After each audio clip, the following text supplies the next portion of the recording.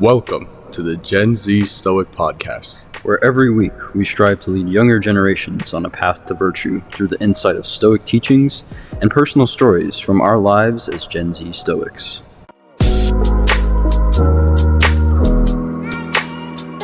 Welcome back to the Gen Z Stoic Podcast. I am your co-host, Mateo. And I am your co-host, Ren. And today we're going to be talking about a topic that is really near and dear to us. And it is 7 tips we have for teenagers, for younger people, for maybe parents of younger people, for their kids, to set them up for a successful life, set yourself up for a successful life. When we say successful, we don't mean, be vastly wealthy, have nice homes, have nice cars, all of that possession, material wealth kind of things. Are those nice? Yes. Would we prefer, that we possess those things? Of course. No person wants to live in squalor. But what we mean by successful today is living fulfilled and being content with your lot in life. And that is ultimately the Stoic approach to life. And so we have 7 tips specifically today for people to get to that point, starting at a young age, because starting young is the key when it comes to being successful in life, because when we act, like we have so much time to live, as Seneca says, right? We live each day like we have an infinite number of days remaining, but we need to start young. And so that is the topic of today's video. And we'll start with tip number 1, which I believe is the most important.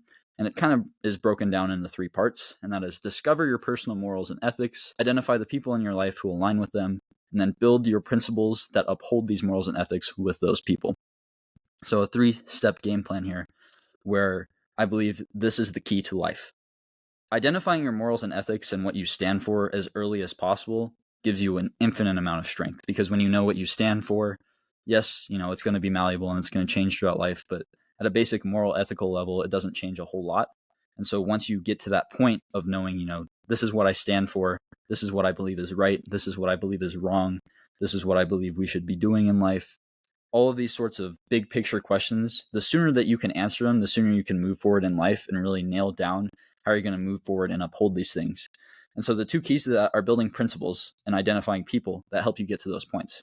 So, you can have a diverse range of friends. There's nothing wrong with that, who have diverse beliefs, but you can't be really friends specifically with people who have different morals than you, because you run into a lot of conflict there. So, if it's like political beliefs or things that aren't as major as, like the big picture, like moral ethics, certainly fine. But you need to identify people in your life who align with you ethically, because you're not going to be able to, move through certain situations in accordance with this friend if they don't align with you ethically. And then you also, again, if you're building principles with them, they're not going to mesh if you don't have the same kind of moral values and ethical values. And those principles are the tools that you can have to say, here's this situation I'm dealing with. Here's this principle that guides me through the situation according to the morals and ethics I have. And so once you build these things together, you have community and you have guidelines. And so you have a really disciplined approach to life. And that's something that is invaluable, especially if you're starting at a young age. And I think it's important to say the friends we're talking about here, the close friends that we really trust and we really give ourselves to, because obviously we're going to go through life, we're going to meet a ton of people, and not every conversation is going to be, hey, what are your most valued, morals and traits? We're not going to have that deep of a conversation with everybody, right? But the people that we really choose to, identify with and move with daily, those are the people that we need to have these shared morals and values with. And it's super important, first off, like you were saying, to build and discover these principles that you are going to abide by. And the best way to do that is really just to be true to yourself, because it's very easy to be in a group of people and, maybe, I don't know, give up 1 or 2 of those principles because they're your close friends. But that it's sort of like the compounding effect. The amount of days you go, over time are sort of going to compound that you're not abiding by those morals and principles, and you're going to kind of get farther and farther away from the person and the type of person that you want to be. So choosing those people to surround yourself with who, like you said, are, living by those principles and by those values, that's super important. But I would say, our step is to discover those. Well, how do you discover those? How do you really dig deep and, find out what you like? Well, it's going to come with a lot of trial and error. I mean, I guess I'll list one example. If one thing that's super duper important to you is religion, let's say you only want to surround yourself with people who believe in the universe or something like that. Okay. And you're like, I don't associate with this group of people or this group of people, whatever it is, it doesn't matter. The people that you surround yourself with are you're going to want to make sure they're practicing the same things. But let's say that you don't really like that. You know, after a couple months, maybe even a year or two of practicing these values and moving with these people, like, I don't really like that. Then you go try something else, you know? That's totally fine because Stoicism is all about constant evolution. So it's not saying you have to find, you know, fixed morals and fixed values and stick to them forever. It's really about just being consistent with the ones you do have, but being willing to, you know, discover new ones. But I think the ones that cannot change are the ones that make you a good and moral person in general. And that's sort of what Stoicism is, right? You have the four cardinal virtues. You have wisdom and temperance and justice and courage. And those are four virtues that are kind of, you know, thread across all types of people that are trying to be good. And those are, you know, you don't compromise on those. Those cannot be taken away. Those cannot be, you know, neglected. Those are something that must be lived out every single day. So I think that's sort of the point we're trying to make is some things will kind of, you know, move around here and there, but you should really have, you know, your 4 or 5 core principles to yourself that you never compromise for any group of people. It's interesting you mentioned 4 or 5 because the quote we always like to say is you are the product of the 5 people closest to you. It's something we both say very frequently, I feel like, and something that's very rings very true. Now, necessarily, you don't have to every person you come into contact in your life and you like go get lunch with or socialize with. You don't have to completely align morals, ethics, like you said. You don't have to ask him, you know, like, what are your ethics or what are your morals, things like that. It's a bit ridiculous. You sound kind of non-human, robotic when you operate through life like that. But when you have those 4 or 5 people closest to you, whether it's friends, whether it's family, whether it's a significant other, that's the time when you have to have those conversations and build those morals and build those ethics, because the people that you're devoting all that energy to have to devote kind of the same energy to the same end goal. And if they don't have the same morals, the same ethics, they're probably not going to have the same end goal as you. And so you're kind of drifting away energy wise and effort wise. And that's something that's not really a productive relationship then. You want to have a productive relationship with those 5 people closest to you, because obviously the friendship should be you two building each other together. So you achieve your goals, your dreams together. You celebrate together. It's not like you have these toxic friendships or friendships that are steeped in degeneracy and doing stupid things that waste time. You don't want that. And the way you do that is this kind of 3-step plan here. And also to speak on energy a little bit more with the principles itself, we spend so much energy, right, determining how we view life that we don't have enough energy left to really say, this is how I want to get there, right? If you're searching and you're walking throughout life and you're saying, what do I want from life? How do I approach life? What's right? What's wrong? You know, how do I treat other people? How do I view other people? You spend all that energy thinking about that. You never have the energy to actually apply these thoughts. You kind of become just like this. It's just a thought process. It's a mindset, and it's never action. That's not how life works. You know, we're very philosophical and academic sounding and all of these things. And, you know, it sounds like we're like high in the clouds and like we're always talking about ideas and mindset, but there's a large part of it that's action. And the way that you get to that action is by establishing all of these things early. Because I'll mention this a lot in today's episode. When you're 15, when you're 14, when you're 16, you're on borrowed time because you don't have to pay for rent. You don't have to pay for groceries. You don't have to pay for a lot of things. The only thing your effort goes to is schooling, right? But schooling, we can diss on schooling all day. The only thing I'll say about it is it doesn't require a lot of effort if you are a little bit intelligent. Being successful at schooling does not require that much effort and time. So you're living on borrowed time because you don't have to pay for a lot of things and you don't have to spend a lot of time making money. So you have a lot of time to spend thinking about these specific things. So do it at that age when you have the time, you have the free time, you have the spare time, whatever you want to call it, rather than doing it when you're an adult. And then all that energy you're supposed to have for action is wasted on thoughts and like, how do I approach life? You need to get that figured out as soon as possible. And that's why it's step number 1. And there's so many resources out there to do that. If we kind of transition into what I would say is tip number 2, reading books. Books are one of the most valuable resources when it comes to figuring these things out. Whether it's, you know, self-mastery. I'll plug Ryan's book here, 18-Year-Old's Guide to Self-Mastery, is just an example. Philosophy, self-help, all of these things, very psychology even, very helpful genres that we don't realize. Now, Gen Z does a really good job about reading. I don't know what the statistics are, but they're pretty impressive in terms of the amount that Gen Z reads, and not just like ebooks and things like that, but actual physical paper books. We do a really good job with that. So it's not something where I don't think it's something we really have to lecture on and say, we really need to do this. We're already doing that. But we need to read the right books, and we need to read the books that guide us to these places where you develop principles, where you say, oh, I haven't thought about this situation like that. Maybe that's a new moral code I have. Things like that, of that nature. Again, it goes back to that time, right?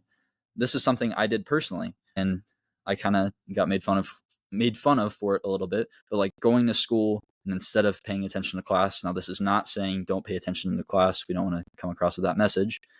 But I was blessed enough that I didn't really have to pay attention in class, probably because public education sucks and doesn't teach you anything. But I was able to bring books in the back of class. Even going to college, I read in lectures. You have this time, but you don't realize it. You spend it doing these things that, you're going to parties or you're doing these social things, and there's certainly a time and place for that. But you have to realize that with all of this spare time, some of it has to be filled with accumulating knowledge that you can't learn in a classroom. And the way you do that is reading books. Because a classroom isn't going to teach you, morals and ethics, especially public education in America. You're going to have to take an elective in college to learn about that. Identifying the people who really align with your values is a social skill that they're not going to teach you in education. Building your principles for success is something that's personal to you, and so they're not going to teach you that in education. But there are numerous books around the world with people's experiences who share with you what they've learned that we are missing out on because we don't realize, there's more to learning about life than what I'm learning in the classroom. And reading books is a key component of that. Yeah, there's a lot of benefits that come from reading. You become a better speaker and a better writer the more you read. Especially for you and I, that's super important on the podcast. The more we read, the better we are at speaking, and we're better able to communicate to other people. Well, we are also better at writing, which is, even though AI is sort of taking over writing, it's still important to be able to write by yourself and be able to read sophisticated literature. Yeah. And I also think there's the aspect of knowledge as well. Not only becoming a better reader and writer and having all these, literacy skills, but you become just more knowledgeable, right? When you read about ideology, when you read about history, that knowledge is very, very valuable. And again, it's something that we miss out on. So I just wanted to add that note in there as a benefit. Yeah, absolutely. I mean, it's pretty cool when people are talking about stuff and you're able to be like, "Oh, I know what that is. Like I've read about that or I've heard it." I mean, that just boosts, kind of your presence in a room that you're in, and it boosts your credibility. People are like, "Oh, this guy kind of knows what he's talking about." Another big one is simply the retention of information. You're able to remember things more, just develop your cognitive abilities and skills overall, which is huge, especially today with how much we're just over consuming, on social media and everything. It's very difficult to, retain any sort of information. I mean, typically when we're, scrolling through Instagram or TikTok, you couldn't name the last 10 reels that you watched, which is why it's literally a waste of time. You're just mindlessly doing nothing because it feels good, and it takes no will, work, it takes no mind strengthening or thought or anything like that.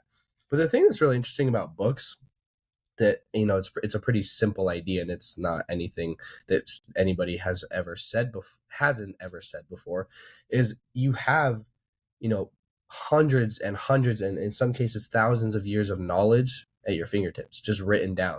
And so I don't get why you wouldn't want to, learn about it and learn from other people who were alive in very different time periods, and take their advice and take their skills and take their messages and apply them, bits and pieces that you resonate with to your own life, because that makes you a more holistic person. Especially as a Stoics were all about the pursuit of knowledge and wisdom as well. That was something that they emphasized greatly. I mean, there probably obviously weren't as many books back then as there are now. So if Stoics were alive now, they'd be just reading, reading, reading, reading. There's so many texts that we can look at and resonate with and learn from and become, mentally, we can build our mental fortitude essentially from books. Some This is what I have actually to say about people who don't uh, advocate for reading. Andrew Tate says, reading's a waste of time. You don't need to be reading. You need to be hustling and making money.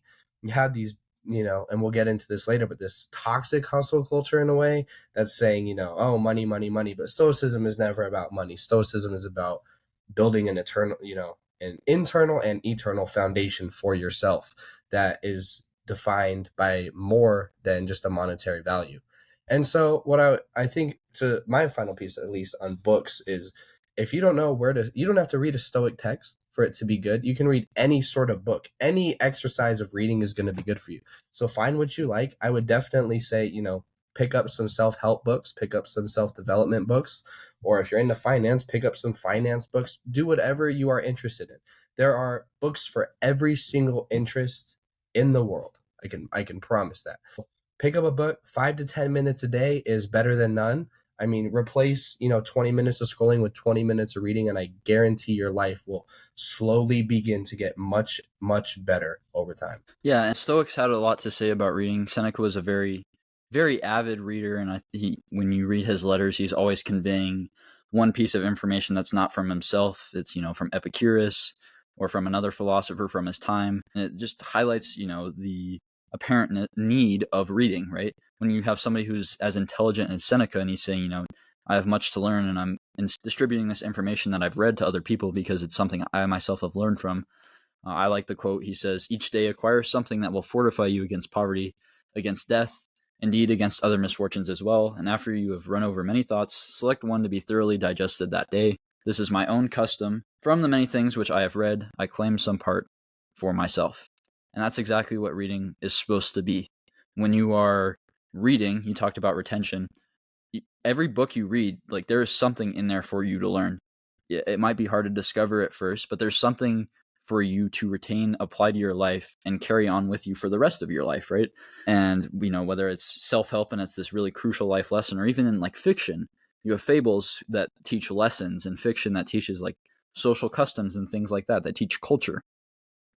So it's a little bit deeper than many people think, but even if it's fiction, nonfiction, whatever you are reading, like you said, there's a book for every interest somebody can have in the human experience. But whatever you're reading, be sure to read it actively and take one thing from it, at least one thing from it that you can apply to your life. Now, if in our experience, philosophy, self-help, we've taken much more from that than we have from fiction or other genres. But it's kind of a to each their own, right? We each have our own individual experiences. We each have what we're dealing with, and so there's different books that are going to help us through it, right? And so many other books that are just like the kind of staples, right? That whenever you see on social media, like, these are the 5 books that men need to read or that people need to read to be successful. They're all very helpful books. So, if you're looking for somewhere to start, when those recommendations are made to you, take it in stride. That's probably one thing that social media is contributing positively to your life. And read those books and learn from them, actively learn from them. And, if we wanted to do a comparison, right, we spend so much time on social media nowadays. You scroll. What do you learn from that? What do you learn from those experiences, those reels you see, the TikToks you see, that you can then go apply to your life? And it's like, wow, this taught me something. This really helped. There might be life hacks or something, and that's cool. Like, great. But rather than spend that hour scrolling on your phone, right, go out and pick up a book. Pick up a book that's somebody else's lived experience encapsulated within these pages, and then go and take their experience and apply it to yours and learn something. It's a very valuable skill and something that being young affords you a lot of time to do. And that's why it's the most crucial time to take advantage of reading at least 10 books. And I think 10 books is probably a good number. And I would say if you were to read 10 books, at least try maybe for 10 books a year, right? There's nothing wrong with setting goals for reading, and each level is going to be different for each person, reading level. Some people read slow, some people read fast. But yeah, I would say I agree with you. I would say um, set a goal to read maybe a book every month. So maybe a little more than 10 books a year, but it's a good goal to have. Something that's interesting about reading too is, and this sort of connects into our next tip for people, is yeah, Be sure to be able to name those 10 books, though. Be able to name them. yeah, don't read 10 books, and then say, oh, I don't really remember what I read. Find 10 books that you really like and really take in the information and really retain the information so that you carry that with you, you know, for the rest of your life, essentially. But what I was gonna say is reading, and like you said about culture, that's super important, because especially when we read about culture or history or just other parts of the world, which philosophy really does. Philosophy kind of you can find all over the world. Eastern philosophy, Western philosophy, and whatnot. But the bigger picture that I'm trying to paint here, and this is for our next tip, is you should, or we recommend highly, that you travel outside your home country. Now, we understand that this may not be financially feasible for every Gen Zer in today's world. However, by no means am I, and I'll use myself as an example, by no means am I wealthy or am I like super well off, or is my family or where I came from. But through a lot of work, and just time spent working and earning money and saving and being smart, I was able to finance my own trip, for almost 2 weeks to Europe with my friends. So it is possible. It just takes time. But if you are in a situation where you can't, travel outside your state, or, maybe, or if you live in Europe, travel within your state somewhere to different cities and whatnot. Travel. And here's why. There are two big things that I want to say about traveling. One, it's interesting because the Stoics were sort of sensitive when it came to traveling, actually. I looked this up. They call it wanderlust.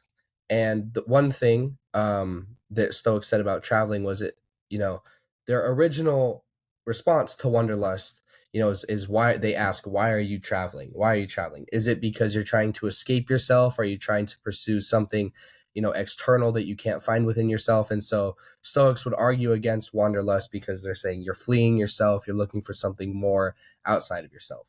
But I do not think that Stoics would be against traveling for the purpose of learning something and for educational purposes. Experience immersing yourselves in new culture so you can learn about it, or just traveling to learn a new language or whatnot. Now, I traveled to Italy and Spain with my friends, and while we did have a great time and it was definitely a vacation, we also learned a lot about the cultures and the cities and the people and the language and the food and everything where we were at. So, the second thing is it really puts the world into perspective for you, because before I had traveled, I mean, I had an idea of what the world was like, but I never really understood what it was until I had been there, until I had been outside of the US. And you were saying this earlier, Ren, but when you travel, you really realize that there's a lot of things that you appreciate or underappreciate and overappreciate where you live. And I'll let you talk about that, and then I can give my 2 cents. But that's definitely proven to be true. After going to Europe for not even that long, just under 2 weeks, there are definitely things that I realized I was underappreciating, and there are things that I realized I was overappreciating. Yeah. So that's actually the main thing when I bring this tip up, why it's important. So to talk about really Stoicism first, Seneca letter 28, I believe, is about travel, and he's talking about travel as kind of like a remedy for being discontent. And there are people who travel the world and go and see these amazing things because they're broken on the inside and they want to like fill a void within themselves, right? I'll see if I can find a quote here that really encapsulates this. He says, "Do you ask why such flight does not help you? It is because you flee along with yourself. You must lay aside the burdens of the mind. Until you do this, no place will satisfy you." Right, and that's kind of about the motivations of travel. Right? If you're doing travel as like this luxurious thing because you're like, oh, I need a vacation, or I'm not feeling great, so I'm going to go to some other foreign country or something of that nature, then there becomes an inherent problem of you avoiding your problems and not dealing with them appropriately. However, the value of travel and the value of traveling outside your home country, especially for us being based in the United States, is like you said, that overappreciation and underappreciation. Other countries, other cultures have very different values. And so there's two things about that. Realizing the inherent, right, the inherent appreciation for every society, every culture's values, and saying, like this may be, opposed to what I believe in, or this may be starkly different than what I believe in. If you look at like how people live in Africa, or how the Chinese operate and the values that Chinese citizens have versus the values in America, it's due to government structures, it's due to culture, it's due to a wide variety of things. But being able to experience those values and those experiences is extremely valuable, especially as a young person, because then you don't have like this kind of soul vision of like, this is what life is like, right? And you have perspective. We talk about perspective being one of the most powerful things you have, and it's perspective over your own life. But you want to make that perspective as nuanced as possible and as informed as possible. And so traveling to the opposite end of the world to just see how they live and appreciate and really truly live that culture, see how it is very valuable.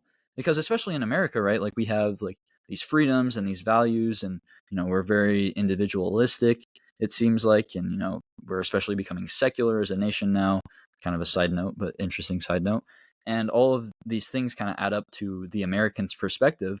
And then if you go and talk to like Europeans or people about their opinions of Americans, it's like they're rude, they're disrespectful, right? Like they care about themselves way too much. There's not an emphasis on community. And so you see those kind of things play out and you get that kind of perspective, right? Like think about Japan and Asian countries where the tradition is, multiple generations of the family live in one household.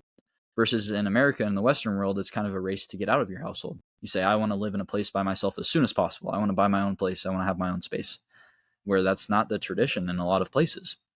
But we don't stop and think about those things, right? We say, well, this is how it is where I live, so this is how it must be. And traveling outside of your home country, or even just traveling to different places, you talked about financial feasibility, and neither of us is vastly wealthy and has the resources to go on constant trips. We've gone on a few trips, here and there. Both of us have our individual trips and perspectives, but just traveling as much as possible to gain those perspectives is the right thing to do. Again, it adds up to you have a lot of spare time when you were young. You have a lot of time to really develop these values, develop that perspective. And so to do that fully, you have to be a cosmopolitan, right? You have to travel the world. You have to see how we are one human community. You can't just have one American community or one Canadian community or one European community or Asian community. You can't have that. You have to have that world community. That's an inherently Stoic value, right? The cosmopolis. So when the best way to establish that in that cosmopolitan sense, right, is traveling and fully realizing that. And then the final note I'll make about that is the relationships you build through that. The book I read by Ray Dalio about principles, and he's a very famous Wall Street investor. He highlights the story of how his son went to China and they built a lot of relationships in China, and that really helped him launch his business. And you shouldn't obviously be going to these countries with business in mind and saying this is how I'm going to profit from the situation. But building those relationships with people all across the world is inherently valuable to your life, because then you have, a place to stay. If you want to go to Australia, you have a place to stay because you know this family and their family friends. Or, you go to Europe and you have these connections so you can see cool things, or you get to meet cool people. And it's kind of this thing, you see a lot of successful people nowadays, and I'm talking about success in terms of money, are hanging out with different people all across the world. So the common denominator here is if these people are very successful, they're very wealthy, and they're traveling to Dubai, they're traveling to Europe, they're traveling to the United States, they're traveling to South America, they're traveling the world, and they're meeting all these cool people, then we see that this is what the human experience should be. When money is not an object, you have all the money in the world. When your choice is, I'm going to travel the world and I'm going to meet all these cool people, then it's shown then that, yes, this is the right way to live. Like, this is what we should strive for, because it provides us with this value perspective, these valuable experiences, and really connects us with valuable people as well. I'd like to speak to that, and I think, well, when I had that experience in Europe, I kept in touch with at least 5 people that I met out there, from different countries and different experiences. And one thing, not only is that important for, you could look at it in a very shallow sense, be like, oh, for business, good connections, like you got people, but also just if you were to go out there again to experience more, you have someone who knows about the culture and who knows about that area and can show you more than just if you were to look at it and try and interpret it for yourself. You have somebody who can guide you, who can really really explain something to you, things that they find important, and then you meet more people and whatnot. And when people say, it's not about what you know, it's about who you know, there's definitely a part of that that's true. The who you know is oftentimes more important than what you know, but you definitely should still know things. That's also equally as important. I don't want to diminish the value of knowing things versus knowing people. Both are equally as important, but putting more emphasis on knowing people right now, that's what can really get you around when you start to travel outside. You're saying, oh, I actually know a guy out in Berlin or something, and he can help us with this or and whatnot, things like that. They are very valuable and they cannot be bought. And so when you go out, like you said, one, going out to a place for financial gain for business, or don't go out to somewhere just to have, just for pleasure purpose. Now, there's nothing wrong with a vacation, but, simply going out, right? Let's say you were, I don't know, Ibiza, right? And now this is a pretty extreme example because everybody knows why people go to Ibiza. But if you were to go to Ibiza simply for the pleasure and just completely, ignore the culture or the architecture or failing to learn something, that's where Stokes would be like, okay, maybe you kind of wasted your time a little bit. And I would agree. I think there's definitely a balance. There's Stokes weren't against pleasure, but they were all about the moderation and, not letting it consume you. So when you travel, one, don't be afraid to have fun, let loose a little bit. You go on a vacation and whatnot, but also learn something. Try and provide value to somebody out there. Try and get some new connections. Try and meet new people. Try and learn about the culture. It really is life changing because as soon as I came back, it almost felt like I never went, except I have all this knowledge of what it actually is like over there. And it's just something that I would recommend to everybody. While we're young, money comes back. Don't pinch your pennies. And this is what one of my good friends told me is I'd rather not pinch my pennies right now and just gain experience and do cool things and have fun and travel and gain, like you said, learn stuff. So that's sort of my last comment on that, just reiterating again and again. Money comes back, but time doesn't, and the memories don't, and the knowledge. That's all. You can't buy it, you can't get it back. So you might as well do it while you can. Yeah, and if I can clarify on that, spending money for virtuous purposes, right? Like if we're spending an exorbitant amount of money as a young person on like clothes and shoes and things that you think will like make you cool or something like that, kind of a waste. Being cool is extremely overrated. Gaining experience is not. So spending your money, like you said, on trips to gain culture and see the world, spending your money on charitable causes, spending your money on side hustles, spending your money on things that are purposeful and virtuous, there is no better time to do it exorbitantly than when you are young and when you have the time to make the money back. But if we can kind of transition to our fourth tip here, it is take care of your physical health. And now this one, pretty basic, but there's a lot of elements to it.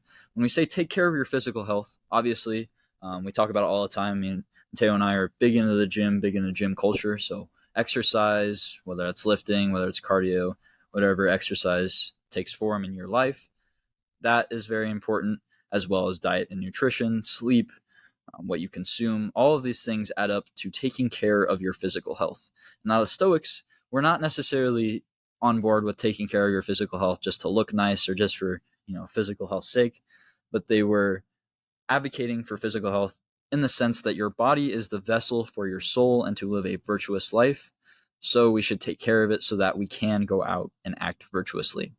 And that principle, it's very sound, right? As a young person, you're setting up the foundation for how you feel, how your joints feel, how healthy you are when you're an adult. So getting sleep, being properly hydrated, eating nutritious things, getting all those nutrients that you need, and then exercise, taking care of your body. All of these things are very important when you are young because, again, it's that foundation, and it's how you grow. It's how your mind grows. There's so many things. We're not obviously qualified, personal trainers or nutritionists or anything like that. So we really stay away from, saying specific recommendations or like health benefits or things like that, because it's not really what the podcast is about. And we're not really qualified to talk on those things, but taking care of them in a way that, is researched and is personal to you is very important. And it's something that we're both very passionate about.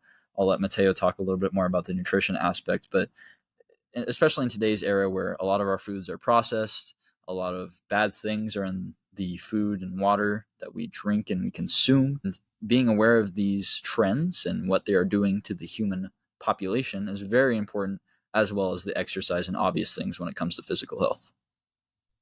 Yeah, and so like you said, we're both super passionate about this stuff. And disclaimer, if you missed it, we're not professionals. We're not. We don't have PhDs. We don't have doctorates.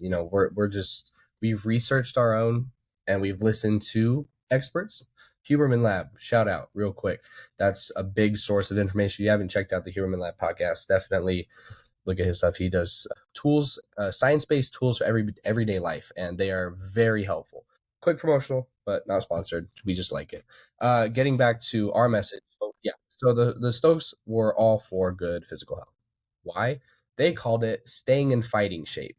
A Stoic idea is it's better to be a warrior in a garden than a gardener in war. So basically, they obviously didn't believe in going to war, but keeping yourself in fighting shape was essentially the analogy for always being physically fit in case you really really need it. Seneca says, this is a paraphrasing of the quote because I don't remember it verbatim, but he says, it's a shame for man to grow old without realizing the power of his body or his strength. Absolutely true. And that's something I will 100% agree with until the day I die. We have a lot of people who are like, oh, there's no really point in exercising. I mean, we're going to die anyway. I mean, why not just enjoy my life? Well, that's a little bit shameful, and you're being lazy, because physical health, and I think the reason physical health is a very hot topic in the United States today is because we have two sides of a spectrum of physical health here, right? We have the people who are very, very, very fit and look down upon people who are, not in our, these people are labeled fat phobic. But then we have the people who do not work out at all, and they're, very two ends of the spectrum, right? So you have like fat phobic, and then you have like obsessed, crazy gym bro, basically. Or no, that's the same side. Anyways, the point I'm trying to make is the nutrition aspect is something that will serve you very well in this, because as much as it is important to run or to lift weights or to keep your heart rate up, what's more important is about what you're fueling yourself with. While we're young, we can kind of get away with it a little bit, right? I mean, you can go to football practice, or you can go to the gym and then go to McDonald's and get 2 3/4 pounders after, and you're like, yeah, I'm fine. But building these habits of good eating now are going to pay dividends in the future. Because if you're in that habit, then you're 30, 35 years old, you hit a lift, go to McDonald's, and you have a heart attack because you've been doing it for so long. That's not good. There's a lot of things that we eat today that we don't realize. And like I said, traveling to Europe really helped me realize this, but that are ultra processed. They're seed oils, or they're high in fat, or processed sugar, or carcinogenous chemicals that aren't even real. A piece of bread has like 50 ingredients. And you're like, I'm pretty sure you just need water, yeast, salt, and whatever. And so you really have to pay attention to what you're eating, because healthy people are getting very sick very easily. And you're like, how is that possible? I eat clean, I eat my fruits, I eat my vegetables and whatnot, but I'm still getting sick. Why? Well, not to take a diss at the American food system and big pharma, but to take a diss at them, it's really more about a business and making money than it actually is about our health. And so, unfortunately, it's become very, very expensive to eat high quality, not processed foods, and that's a struggle for a lot of people. But it is possible. You can go to your Whole Foods, you can go to a Trader Joe's, you can go anywhere, and you can find grass fed, you can find organic. Do these things, because over time, and we've seen this, and Huberman talks about this in many of his episodes, but you know not eating processed foods, simply removing all these bad things from your diet, will cure up to like 90-95% of your health problems.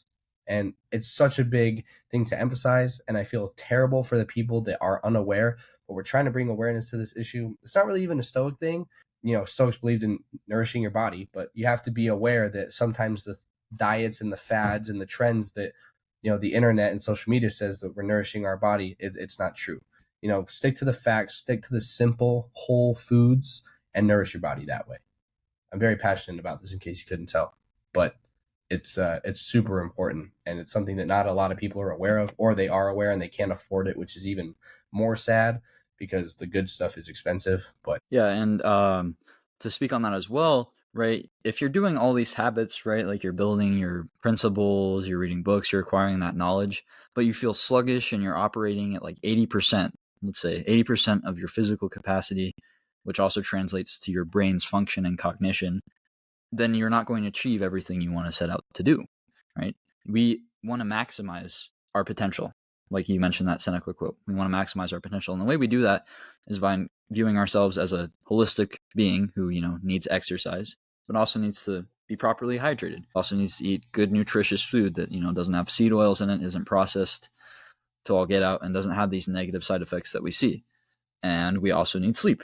And we also need a bunch of other things. And you have to look at physical health as a holistic thing, rather than just like you said, if I hit a lift, let me go grab some canes real quick, and then I'm going to down it with like a gallon of lemonade, and I'm chilling.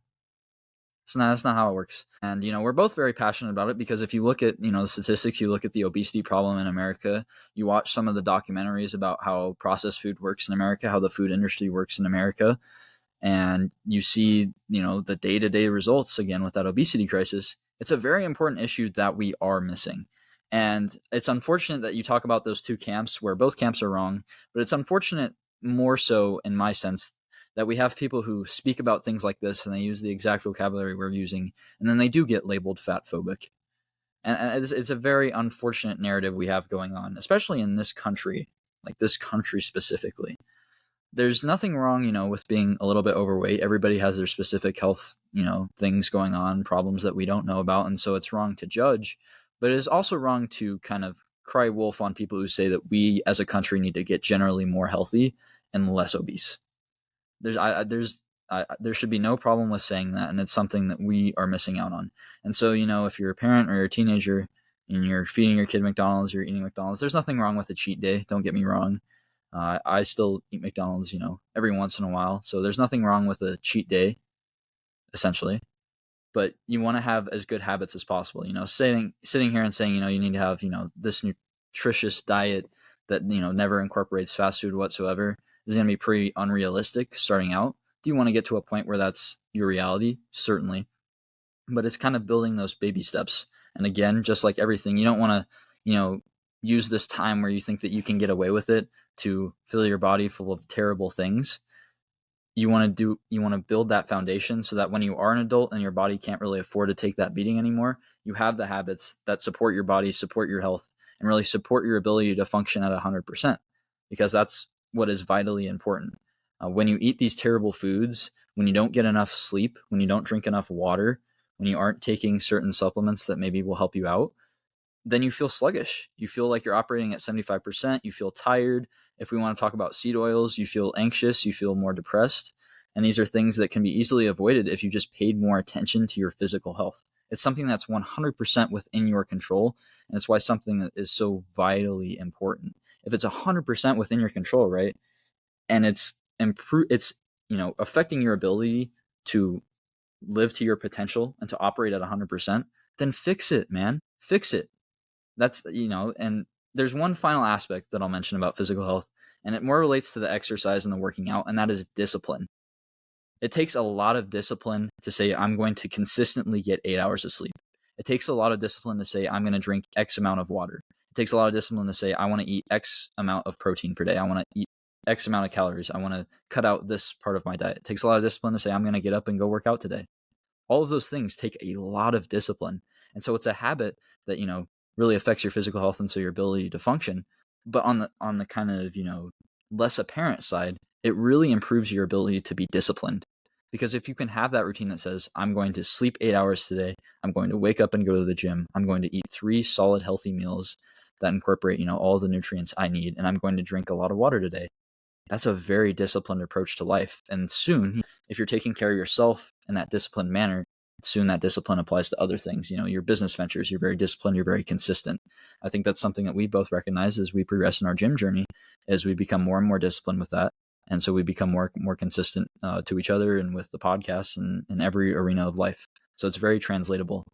Not only, just taking care of your physical health, obviously boosts your physical capabilities and your mental capabilities and your ability to function 100%, but it also boosts your ability to be disciplined and really push through hard things that are uncomfortable, things that maybe aren't your preferred method, but are ultimately what's going to pay off in the end. And we're going to get into that in a second for the fourth or the fifth tip here.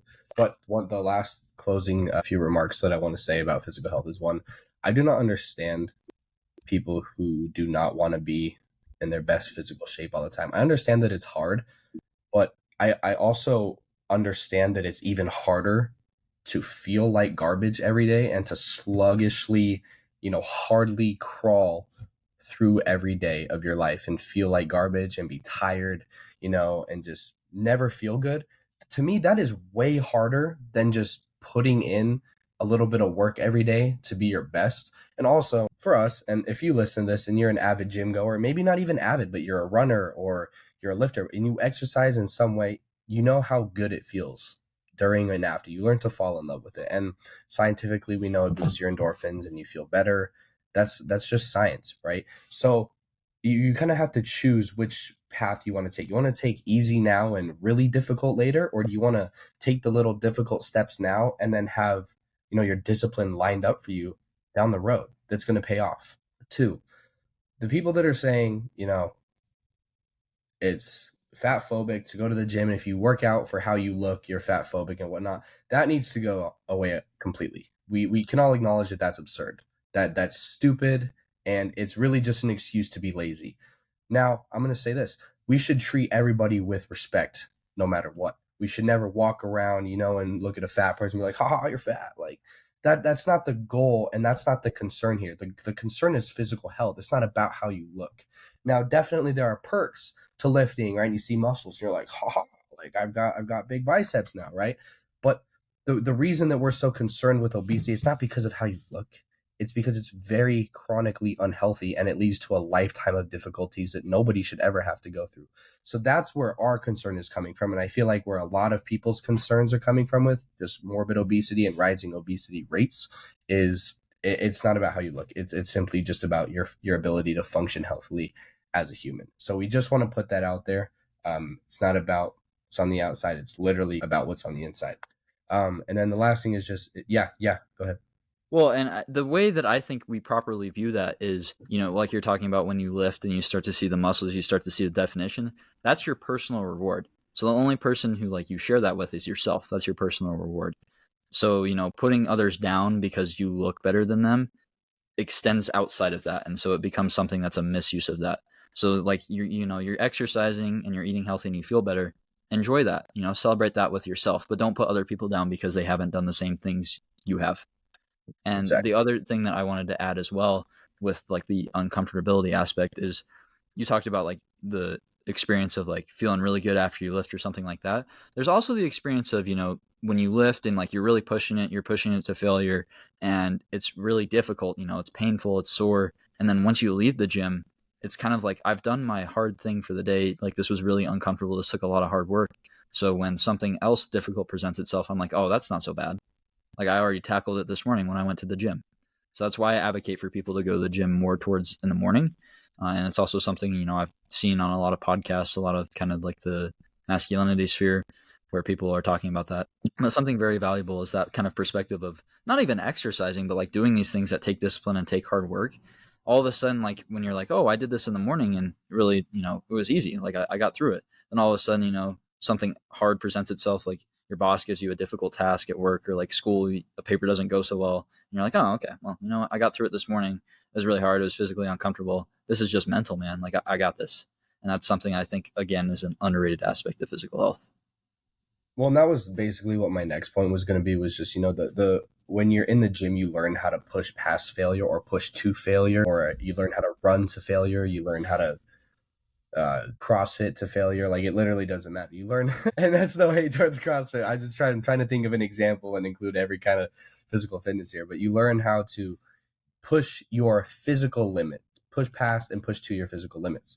That is the fundamental start. And this is a great transition into tip 5, which is embracing things and experiences that are uncomfortable. Um, Pretty simple, and we probably won't spend too much time here because we sort of covered a lot about this already. But it's a very simple principle. It's not easy to follow, but it's a very simple idea, like a lot of Stoic teachings. The more that we are able to embrace and endure and just walk through things that are uncomfortable willingly because we understand that they're going to grow us, you just become a stronger person overall. It's inevitable, right? You see, and an example I'll use of this is, in America now we're very, very comfortable. We don't really have to be uncomfortable for any purpose. We and our generation's soft. We're the softest, most offended, weakest generation of all time. Like it's crazy. Flashbacks like the 20s when the Great Depression was happening, when people didn't have a choice to be uncomfortable or not. You had the Dust Bowl, you had the famine, you had people had to, you know, you had no money and they had to struggle to survive and they were hardly eating at night, going to bed hungry and they were struggling. No, I'm not saying we should put ourselves in those situations. But the point that I'm trying to make is that uncomfortability, you know, allowed that generation to become more resilient and to become stronger and to move forward. Now, when we aren't immersing ourselves in struggle, we're not really moving forward as a generation. We're sort of known as this generation's in trouble, or this generation's going to be like the last good generation, and then everything's just going downhill from here. We don't want to be known as that generation. We need to put ourselves in these uncomfortable situations so we can simply just be resilient. It seems like the 3 characteristics that are super important, being resilient, being disciplined, and just being hardworking are not present anymore. We don't have to do these things. We can just sit and be lazy and click a button and have whatever we want. But that's not how the world works. And traveling back to that point helps you realize that it's really not that easy for a lot of people. A lot of people have to hustle and work really hard, and they're uncomfortable a lot of times throughout the day in their lives, and it's very hard for them, but they're resilient and they're strong. And all they could dream of is what we have. So we need to start realizing that while, yes, we don't have to be uncomfortable, in order to grow as individuals, we need to be. Yeah, like you said, we've talked about, adversity and being uncomfortable, doing hard things, things that a lot of people wouldn't want to do and actively avoid. So I'll keep it short as well. But the thing I think about is the backbone of this country is the people who have built our infrastructure, who work 70 hours a week, do backbreaking work, build our roads, build our buildings, do all these things, these blue collar jobs that we underappreciate. However, I think a lot of people think that the backbone of this country is like politicians and these people who we see doing the work, right? But there's a reason we see them doing the work. It's a photo op. Like they're not putting in the hard work. The backbone is the people who are doing those things that are extremely difficult. So I won't say that you should seek out these things, but living life, they naturally happen. Like you're not going to live life and adversity is never going to come to you. The advice here is that when adversity happens, I think even as a teenager, you're going to face adversity of some sort. Don't run away from it. Don't see, oh, how can I get out of this? How can I avoid this? How can I make this easier? Just accept it for what it is and get through it. Because, like you said, you use the analogy for physical health, but if you make things really difficult now and you get through the difficult things and you put in the hard work now, then when you are 30, when you are 40, life becomes suddenly very, very easy because you've put in the work and you've gotten to the place where you can live comfortably now because you sought out these uncomfortable things, because you conquered the uncomfortable things. But the more you put them off, the longer you don't conquer them, the more they build up, and soon you're drowning in it. You're 35, you're 40, and these terrible things are happening to you, and you have this midlife crisis. That's what I believe the phenomenon of midlife crisis is when things got hard when you were young, you avoided them, you put them away, you kicked them down the road. And now all of a sudden they've added up and they've come knocking, and you're in the middle of your life and you don't know how to deal with it because you've never become used to dealing with hard things. So that's the advice here is, you don't have to seek out, obviously you don't have to go seek out things that are really uncomfortable, outside of the box, like painful, like none of that. But when it happens to you, have the mindset of this is a blessing. Like this is something that I just have to accept for what it is, and I'm going to find a way to get through it. And it's going to teach me a valuable lesson so that my road ahead is easier. Don't always seek out the easy thing. When something's happening, right? Like if we had to use the podcast as an example, things haven't always been easy for the podcast. Like there's been times where we've really plateaued and it's been tough, right? And we're like, wow, is this really worth it? Like, are we going to blow up? No, but we've had the confidence and we keep working through it. We don't, seek the easy way out and say, oh, who can we pay to like get followers or things like that? We're putting in the work, and we still have that 100% belief that it's going to pay off one day.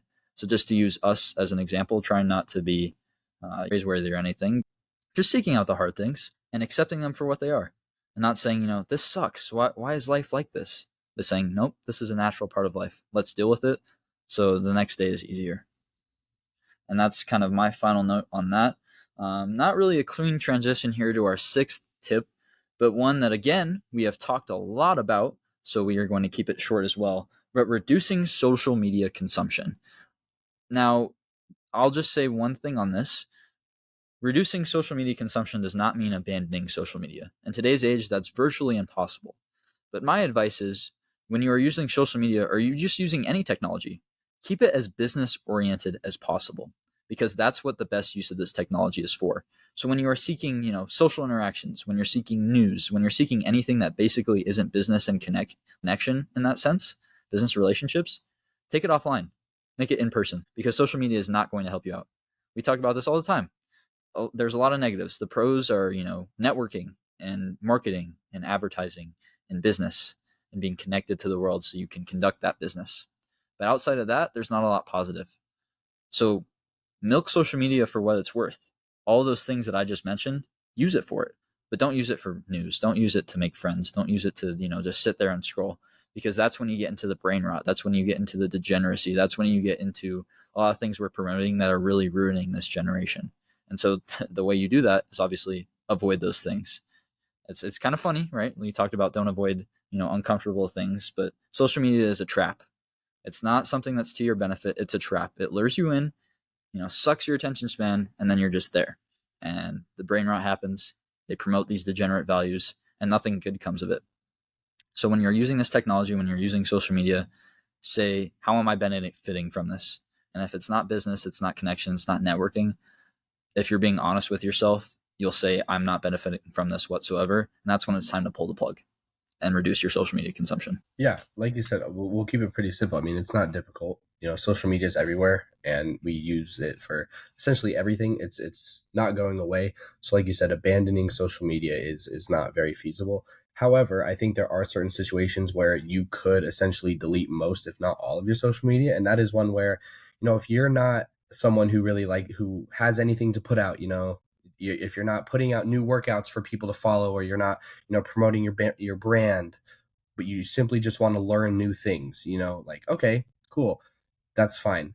But if I think, like you said, if you only use social media to consume, news and whatnot, you don't really need social media. You can just look at other sources on the internet and save yourself some time, because once you find one reel, you scroll to another one, and then it just becomes this endless cycle.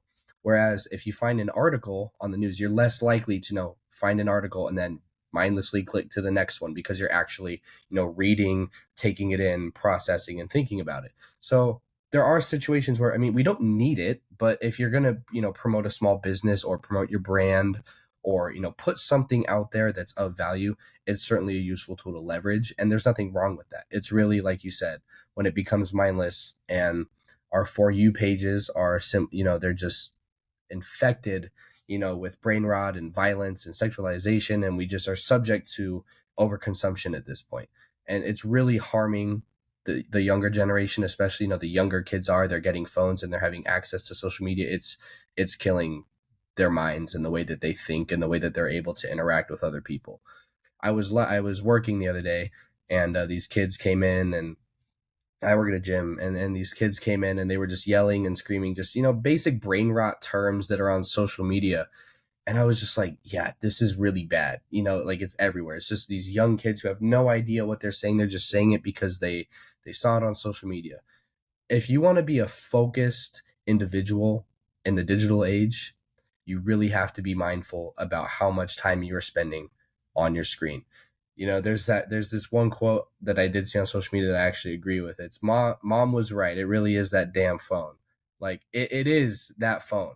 You know what I mean? We're on it all the time. Our moms were like, our parents were like, get off your phone. We're like, no, it's fine. And now all we do is scroll, and we don't think, and we're not focused, and we're distracted, which is intentional, but that's for another day.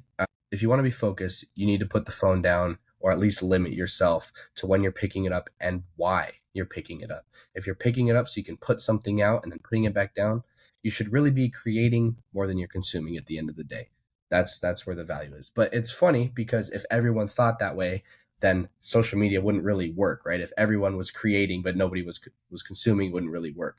So that's when we say it's a balance, right? It's fine, find recipes or find workouts on, Instagram. That's fine, but it's when it really takes over your mind and sort of takes over your day-to-day life and consumes all your time.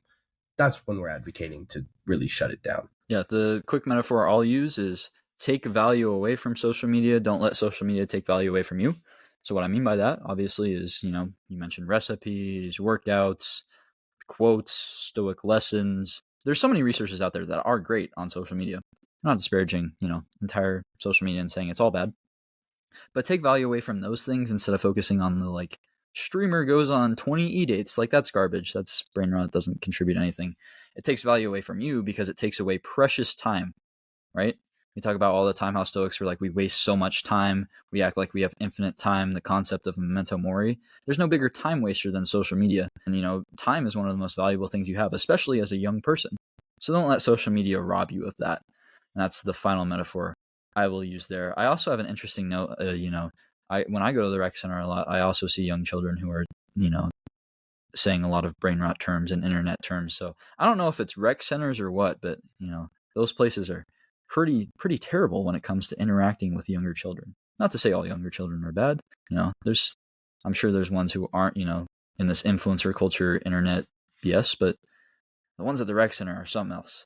Anyway, moving on to our final tip from today.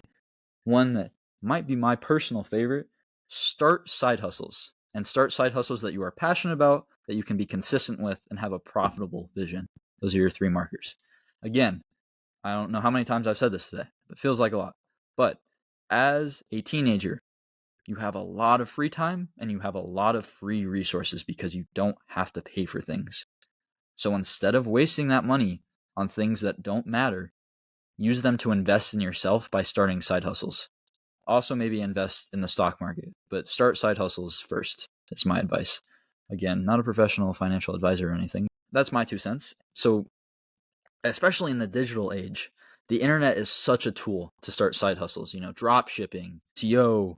There's so many things out there that are just basic side hustles, take very little effort to do, and pay off, are very profitable. So if you're not doing those things at this age, and this isn't very philosophical, but if you're not doing these things at this age, then you are missing out on a big opportunity, because then you have a nest egg so that when you're starting out with your career, you have like 6 figures in the bank. And so you know what you're doing with your life. You have that nest egg, you have that safety net so that you can go out and pursue your passions, right? We talk about, I believe it was Giovanni, one of the things that limits us from pursuing our passions is the insecurity that creates in us, where we say, well, how am I going to put food on the table? How am I going to pay for where I'm going to live? How am I going to support my family? You know how you don't worry about that? You build that nest egg so that that's how you pay for food on the table while you're working on your passion that maybe isn't making money. So when you have the time to where you don't have to worry about those big picture things like how I'm going to take care of my family, how am I going to make money, then find those side hustles, because then they can provide you that passive income so that when you are facing the choice of, do I want this stable career that I don't care about and I'm not passionate about, or do I want to take this risk and pursue my passion, you can be comfortable in saying, I want to pursue my passion. So that's why I say start side hustles now, because this is the time when you can afford it. This is the time when it's not stressful to do it. It's fun. You can discover a lot about how the world works, how business works, how money works, how the financial systems work, just by starting these side businesses, just by investing, by looking at like, what's a Roth IRA, by looking at all of these things and becoming informed about them. This is the time to do it, because you're not losing out on anything. Finding out about this when you're 25, 30 and you have to worry about how you're going to make ends meet, you can't invest energy into that now. You've missed out. That door has been shut. So, don't let the door hit you on the way out, and take advantage of it when you can. And I think the important thing that we're emphasizing with the money here is it's not having money just to say, you're wealthy and be materialistic. It's having the money so that you can do what you love, right? It's having, because unfortunately, you have to basically buy your freedom. You have to buy your experiences. You have to buy really whatever you want. And that's just how it is. So we're sort of in the game, and really the only way to get out is to win. And winning is becoming financially free. And so that's the importance of having a side hustle, is it allows you to learn, to fail, to succeed, get a little money in the bank, to experience, like you said, I'm just reiterating how the financial systems work, how money works. And then, as we were talking about this before we started recording, it's very easy to find loopholes in the financial system. It's very easy to understand, little hacks here and there that you can use to make you that extra dollar that can be spent towards, traveling or, moving or whatever it is that your goal is. And it's never been easier, right? I mean, we have the internet at the tips of our fingers. We have all these free courses. We have, free trials. I mean, that's such an amazing thing, is the free trial, because if you're quick, you can use a full program that you would have to pay for in 14 days, for free, and then just cancel your subscription and gain that value. Take advantage of those. And I don't know how I feel about saying that on public air, but take advantage of them, because I do it all the time. There's nothing wrong with it. There's a free trial, and if you're quick and efficient, then you can gain all the value you need in just those 14 or 7 days of whatnot. But that's just to your point. It's easy. It's not easy. It's easily accessible. You have no reason to say, "Oh, I can't." Well, you can, because you have the resources. So use them. Don't be lazy. Get off your butt. Hustle a little bit. to the point where you're still able to, have balance in your life, where it's not taking over everything you're doing, but work a little bit, learn, fail, grow, experience, make connections, make some money. And then you'll learn that as you hop into your career, you know what you're good at, you know what you like, you know what you can do. And if you don't like your career, then just turn your side hustle into who you are. Make it not a side hustle, make it your one and only hustle, make it your brand, make it something you're passionate about, provide the value to the world. Yeah, and also, if you look at the steps we've previously mentioned, the tips, they're all about perspective building. And so there's going to be people who say, well, oh, some people are more fortunate than others and have the funds, the resources to start side hustles. And I disagree with that. I think every teenager is capable of starting their own side hustle, small business, whatever you want to call it. It's just called, like you said, not being lazy, gaining that perspective in the ways that you can that are feasible to you, and then applying that perspective to your environment and finding the opportunities that present itself to you, because you're not going to live in an opportunityless society, right? Your community is not going to say, like, you're not going to live somewhere where there's no opportunity whatsoever for any business. That's ridiculous. So, some businesses are going to be more profitable than others. Obviously, if you're, you know, lucky enough to start out with a wealthy family or something, or resources, you're probably going to have more success and more profits. But no matter what your situation is, if you put in a little bit of elbow grease, you put in a little bit of research, you have a little bit of perspective, you'll be able to find some opportunities that are very beneficial to you. I told you about this, Mateo, but my strategy is, I keep a note on my phone, and every time I walk throughout life, every week, I update it every week, and I see something, I'm like, wow, this could be improved, or this is an opportunity, and then boom, I have 20 business opportunities on my phone. It's just something that's effort based, you know. Everybody has a phone. Everybody has two sets of eyes and a pair of ears, and they can see and hear the opportunities that present themselves within their day-to-day lives. You can see, wow, this could be done more efficiently. Now, do you have the resources to maybe make that solution? No. But you go throughout life and you generate, hundreds of things. You got to settle on one. Find one. So it's just having that perspective and having that effort level from a young age. And the final thing I will say about this is that the reason why it's so important to do it young is because you can afford to fail, right? What's the statistic? Like 25% of small businesses survive like the first 10 years or something like that. 45% survive the first 5. So in all likelihood, when you start a side hustle, it might fail, especially if you're young and don't have the experience. It probably will fail. But would you rather fail when you know you don't have to pay for rent, you don't have to worry about where my food's going to come from, how am I going to put a roof over my head, what happens if I do fail? Would you rather fail then when you have to worry about all of those things, when you're kind of carefree? Now, obviously, you don't want to be carefree about the business, and you want to, like I said, be consistent with it and have that vision of profit. But you want to do it at a time when it's most beneficial for you to do it. And that's when you are young, right? We have this kind of conception in this country now that until you're 22, your focus should primarily be on education, right? You need to go to high school so that you can get your diploma, so that you can apply to college, you go to good college, you get your degree, you work a 9 to 5. That's kind of the track we're on in this country, the Western world is on. But think about, like 100 years ago when you were 18, like you had to be hustling, man. Like when you were 18, boom, you're an adult, like you're getting married, you have a family, you have people to support, like it's time to go. So have that mindset now in a society that says that you don't have to be ready to be an adult until you're like 25. Because if you're ready to be an adult at 18 and you're ready to handle those responsibilities, when you're 25 and society says, okay, now it's time to be an adult, you're like, you know what? Fuck it. Like I've got this. Like I've got this in the bag. Like I've got these habits down. I've got money in the bank. Like I know what I want to do and I'm passionate about it and I now have the resources to do it. That's ultimately, I think when you add up these 7 tips, like that's the mindset you have. And that's the mindset I have right now. Is like, you know what? Like I've set myself up for success. Like let's get it, man. Like I'm ready to be an adult. I don't care y'all telling me like I got to be 22, I got to go to college, I got to get my master's, all this BS just so I can work a 9 to 5. Like no. That's bullshit. Like get out of here with that. Like I'm ready to be an adult now. I've got money in the bank. Like I've got these habits. Like let's go. And that puts you ahead of so many other people our age who have no clue what they're doing. So you add these 7 habits up, boom, you're so far ahead of the rest of our generation, and you're so set up for success. And that's why, I get excited about it. But like I want to see more people like that, because when you have people like that who are following their passions, boom, society progresses a lot further than people are just like, I want to go work in this office 9 to 5, like whatever. maybe I can afford the suburban home, even though like 30% of our generation can afford homes now. Like, no, reject all of that, reject the system, and work outside of the system because, boom, then you're successful. Then you're financially free, like you mentioned. And once you're financially free, man, life's a dream. Past that point, life's a dream. It's facts. And I think even if you're not there yet, you're not, oh, I'm ready yet. You know that you're going to be. You know that you're on that track, right? I mean, it's a process. And ultimately, what these 7 tips boil down to, it's discipline. It's one thing that you can, develop to get these habits and these tips that we've laid out in order. It's discipline.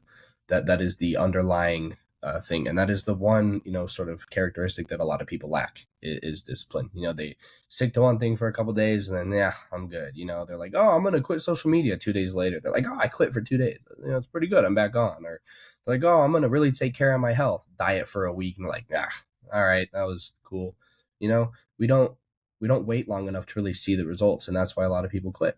And it's been a process for us. We've been on this process for years. I mean, we've been growing and learning and failing and talking to each other and just bouncing off of each other with ideas for years. The podcast has only been up for about a year and a half now, which is actually kind of insane. But it takes time, right? It's not just gonna happen tomorrow. You're not gonna wake up and suddenly be like, oh, I can. You'll have motivation, but it's sort of the principle, the night before you set an alarm for 5 a.m. You're like, oh, I'm ready to do this tomorrow. And then you actually wake up at 5 a.m. And you're like, I think I might set it back till 7, right? You're a lot more motivated the night before. And then when you actually have to get your shoes muddy and do it, you're not ready because it's not about motivation. It's about discipline. And so if you want to get these habits in order, you're going to have to understand that it takes time to detox your brain and to sort of rewire your mindset to be ready and to be resilient and to be hardworking and to, seek discomfort, right? It takes time and it's a mindset. But I love this. And I think if anyone can bounce back from it, it's our generation. If anyone has the ability to make like the ultimate comeback, like the Nuggets should have done in 7, it's our generation, right? It's going to be us because we are the generation that needs it the most right now. We're the future of this country. And we're sort of coming to this point, where we're turning 18, where we're turning into adults. And you're either going to go down 2 roads. One, you're going to pick yourself up and you're going to move forward and you're going to become that better individual. You're going to fulfill your potential, or you're going to keep doing what you're doing. And in 5 years, life's going to slap you in the face and you're not going to be able to get back up because you didn't develop habits early on. So that's sort of my last piece of advice is for these 7 tips, discipline yourself, sit down with yourself and really ask yourself how bad you want it. And if you want it bad enough, these 7 tips will change your life as they have ours. And there will still be struggle. Actually, there will probably be more struggle than when you were sitting around on your phone because you're not doing anything. And when you actually start trying really hard, you struggle more, but it's more rewarding if you can push through it because there's a lot more results yielding, from the process. So I'll use one metaphor to sum up basically what you said. When you have climbed a mountaintop, right, and you see this might be a little bit morbid for people, but like you climb Mount Everest and you see the dead hikers around you, and you're at the top of the mountain and you see all of that, you realize like the value of all the struggle you went through. You realize like how rewarding it was. Versus if you're sitting there at the bottom and you see all those hikers and you're like, why did they waste their time doing that? But it requires you to take that steps up the mountain to realize the value, so that when you're at the top, when you've made it, you look around and you see all the struggles you had, all the failures you had, all the challenges you had, and you're like, wow, this was really worth it. Like this made my journey special. And so these habits, your life really depends on it. Because like you said, there's 2 paths. You can follow the conditioned path, which says get your diploma, get your degree, work an office job, have enough to scoot by, boom, done. Modern factory worker. Or you can say, I want my life to be truly special. I want to make change. I want to make something happen. And the way you do that is building these habits. It doesn't have to be these 7 habits, but building habits. That's why I say these habits, like your life depends on it because they choose the path for you. You choose your habits and your habits choose your life path. So choose the right ones. And if you think our advice is valuable, follow these 7 tips. With that being said, this has been this week's episode of the Gen Z Stoic podcast. I've been your co-host, Ren. and I've been your co-host, Mateo, and we will see you all next week.